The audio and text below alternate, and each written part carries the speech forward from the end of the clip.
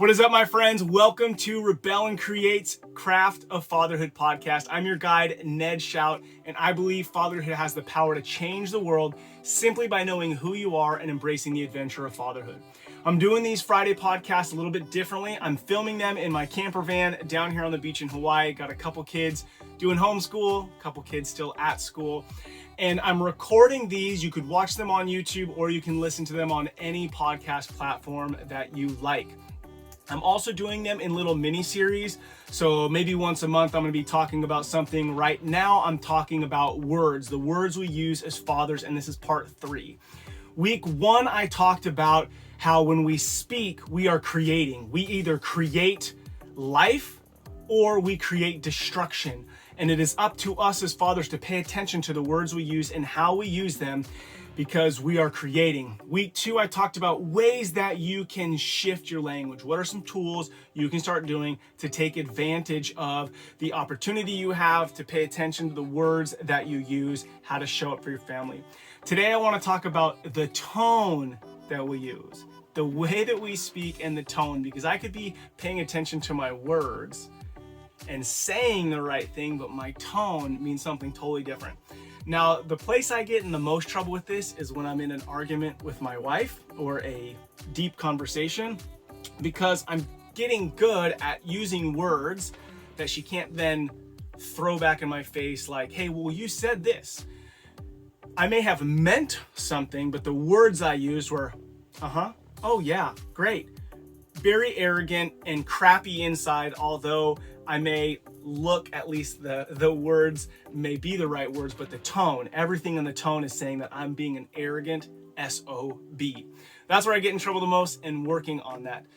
With our kids though, pay attention to the tone we use with our kids. 2 nights ago, I told my daughter a story, my 9-year-old daughter, Stella.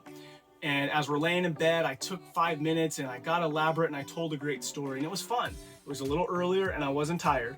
And I said, oh, that was fun. I want to tell you stories more often. Then last night she says, hey Dad, will you tell me a story? We had stayed up later and I was tired. And I said, yep, I'll tell you a story. My words were yes, but my tone and what was inside of me was no, I don't want to do this. I just did this last night. So what confusion I caused for her when my tone is telling her no. So tonight, will she ask me? Because my tone last night was a no. Now, Stella's the kind of girl that will keep asking. But if I want to show up as a certain dad, but my tone is saying one thing, or my words are saying one thing and my tone is saying something very different, I gotta pay attention to that. Now, as a dad, I pause and I go, what matters most to me? Well, I want connections with my children, which means I'm willing to tell them stories. So when something comes into, like a question comes into my head of, hey Dad, will you tell me a story tonight? I have to check in with myself and respond, not just with the words, but with the feeling and the desire of, yes, I want to do this, or be okay to say, hey, no, not tonight.